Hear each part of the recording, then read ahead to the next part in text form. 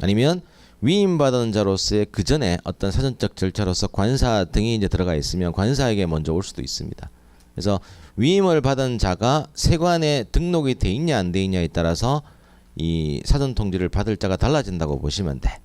네, 근데 뭐 우리 이창에서 갈로까지 꼭 적어야 되느냐 안 적어도 무방하다고 봐요. 조사받게 될 납세자에게 라고 적으셔도 충분하다고 보고, 이제 그 다음부터는 이제 사전 통지의 사전을 의미를 적어야 되겠죠. 조사 시작 15일 전 조사 대상 조사 서류 그 밖에 대통령령이 정하는 사항을 사유조참 통지하여야 한다.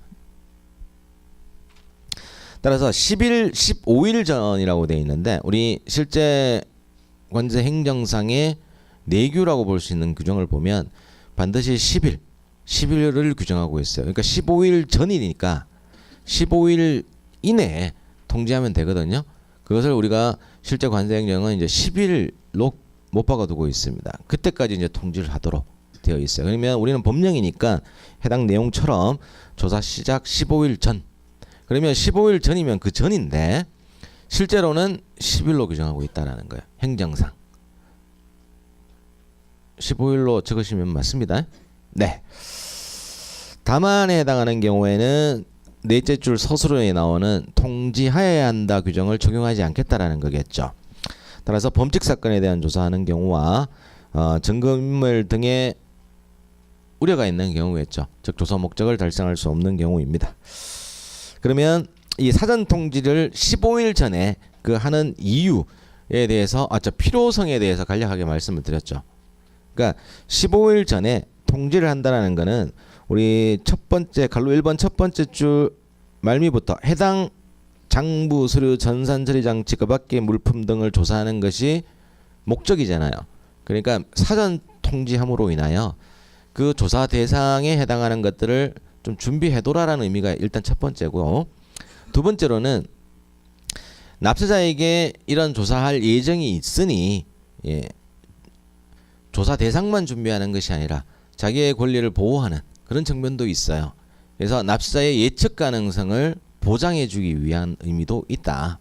크게 보면 그래서 납세의 권리 행사를 위하여 미리 알려주는 것도 있고요. 실제 조사의 대상이 되는 걸 준비하라는 것은 조사의 실효성을 확보하기 위한 겁니다. 그러니까 내가 세관 공무원 입장에서는 장부 서류 전산 처리 장치 이런 것들을 조사하려고 하는데 사전 통지를 하지 않고 그냥 갔다. 그러면 특별하게 다음 페이지 갈로 3번에 있는 관세 조사 기간은 분명히 20일 이내 하는 게 원칙이잖아요. 방문했는데 그 준비하는데 한 일주일 정도 소요되고 뭐 이러다 보면 조사의 실효성을 확보할 수가 없을 수도 있다라는 거예요. 그래서 원칙적으로 세관 공무원 입장이든 납세자 입장이든 양당사자 입장으로 봤을 때는 사전 통지하는 게 맞다라는 거고요. 그 목적보다 더 문제점이라고 볼 수 있는 것, 바로 이제 증거인멸과 같은 이런 문제점이 있는 경우에는 사전 통지를 하지 않는 것이 맞겠죠.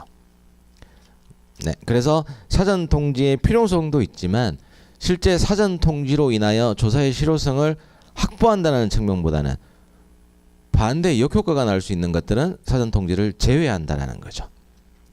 그것이 갈로 1번의 단서까지 가지고 있는 의미니까 단서까지를 서술하시면 되겠습니다. 그리고 방법이라는 것은 문서로 하는 거지 뭐 유선으로 통지하겠어요. 그러니까 문서로 한다라고 보시면 되고, 다음 페이지. 이제 실질적인 이제 관세 조사가 이루어지는 경우에 필요한 것은 바로 갈로 3번에 나와 있는 1번 동그라미가 가장 중요할 겁니다. 납세자 입장에서는.